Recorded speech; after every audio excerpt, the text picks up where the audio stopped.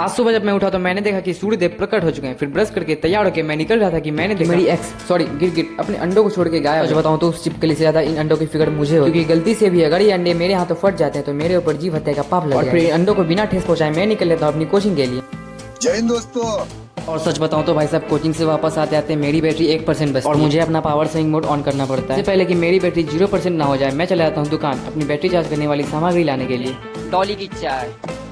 और फिर चाय बिस्किट खा के हम सब लग जाते हैं अपनी पेट पूजा की तैयारी में। और फिर कुछ देर में हमारा खाना भी बनके तैयार हो जाता है। भाई सब दोपहर में दाल भात भुजिया खाओ और नींद ना आए अनपॉसिबल। लेकिन आज मेरी नींद दोपहर के 3 बजे ही खुल जाती है। और फिर सो के उठने के बाद मैं आता हूँ थोड़ी देर पढ़ाई करने के लिए। भाई सब 12th में बस खाने और सोने से तो काम चलने वाला है। फिर कुछ घंटे पढ़ने के बाद हम सब आ जाते हैं क्रिकेट खेलने के लिए। और इन भाई साहब को देखो, मतलब वो अलग ही लेवल का बंदा था। और भाई साहब हमारे इस क्रिकेट मैच में हर रोज एक नए नियम लागू किया जैसे आज इस मैच में एक नया नियम लागू किया गया कि अगर कोई बैट्समैन बाहर शॉट मारता है तो वो एक इनिंग के लिए अपनी बैटिंग खो देगा। ना कमाल के रूल। और मैच खत्म करके जब मैं वापस अपने रूम आता तो मैं देखता हूँ कि गिरगिट अभी तक गायब है। शायद वो अपने होने वाले बच्चों के लिए मार्केटिंग करने गई होगी। फिर मैं चाय बिस्किट खा के आ जाता हूँ पढ़ने के लिए। बताऊँ तो भाई साहब मेरा मन पढ़ाई के अलावा हर एक चीज में लगा। थोड़ी देर बाद जब मैंने अपनी नजर इधर घुमाई तो मैंने देखा ये लोग एक दूसरे को रिवाइव करने की पूरी कोशिश कर रहे हैं।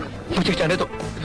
और हमें रूम में गर्मी लगती है तो हम लोग आते हैं छत पे पढ़ने के लिए। और फिर कुछ देर पढ़ाई करके खाना खा के मैं आ जाता हूँ सोने के लिए। और इसी के साथ मेरा आज का ब्लॉग भी यहीं एंड हो जाता है। आपसे नए ब्लॉग में किसी नए में एक साथ, तब तक के लिए राम राम।